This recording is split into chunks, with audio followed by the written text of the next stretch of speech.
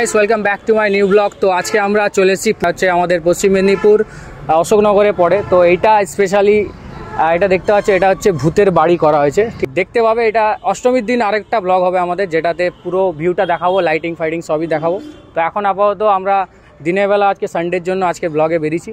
তো এখন এই ভিউটা আপনারা দেখতে পাচ্ছেন, পুরো থিম এখন টোটাল এখন রেডি হয়নি, তো এখনও অনেক বাকি আছে রেডি হওয়া। আশা করি ষষ্ঠীর দিন আশা করি রেডি হয়ে যাবে। এই সাইড দিয়ে দেখো, ওখানে একটা পাখি করেছে, আর এখানে একটা ভূতের বড় কঙ্কালের মাথা আছে। আর পুরো একদম ভূতের বাড়ির ডিজাইন যেমন একদম ওইখানে সব পাখিগুলো রাখা আছে। এবং এই ভিউটা রাত্রে সব থেকে বেটার পাওয়া যাবে। এখন এরকম দিনের বেলা এরকম লাগছে, রাত্রেবেলা কিন্তু আরও ভয়ঙ্কর লাগবে। তো গাইস, আমরা চলে এসেছি আরেকটা মণ্ডপের কাছে, যেটা আমাদের পশ্চিম মেদিনীপুরের রাঙামাটি, যেটা আমাদের প্যান্ডেলটা হচ্ছে সবসময় আগে থাকতো ফার্স্ট র্যাঙ্কে। আশা করি এবছরও ফার্স্ট র্যাঙ্ক হতে পারে। তো চলো এবারটি প্যান্ডেলের ভিউটা দেখায় আপনাদের। তো এই হচ্ছে প্যান্ডেল আমাদের, দেখতে পাচ্ছ, এই হচ্ছে প্যান্ডেল। আর এটার ভিউটা আমরা সামনের দিকে গিয়ে দেখাবো এখন। তো আমাদের সামনের দিকে আমরা ভিউটা দেখাবো, যেটা আমাদের ডিজাইনটা রাঙামাটির হয়েছে। সেটা হচ্ছে তোমার ঝুড়ি আর সে খাতা বই রাখার র্যাক দিয়ে তৈরি হয়েছে ডিজাইনটা। দেখতে পাচ্ছ একদম অসম ডিজাইন বানিয়েছে। তারপরে ওদিকে ঘন্টাগুলো লাগানো আছে। পুরা ভিউটা একদম মানে রাত্রেবেলা একটা ইউনিক টাইপের লাগে এই ডিজাইনটা। তো মানে রাত্রেবেলা যখন আমরা ভিউটা নিতে এসেছিলাম তখন বুঝতেই পারিনি যে এগুলো এইসব দিয়ে বানিয়েছে বলে, বাট সামনের দিকে এসে যখন দেখলাম তখন বুঝতে পারলাম যে জিনিসটা র্যাক আর ঝুড়ি দিয়ে তৈরি হয়েছে। এবার আমরা চলে এসেছি আমাদের পশ্চিম মেদিনীপুরের কেরানিটোলায়, যেখানে পুজো মণ্ডপটা আমরা দেখাবো। এটা হচ্ছে আমাদের রথের একটা থিম করা হয়েছে।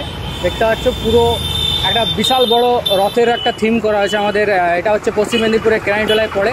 তো আমরা এখন এটা 3 নম্বর দুর্গাপূজা মণ্ডপে এসেছি।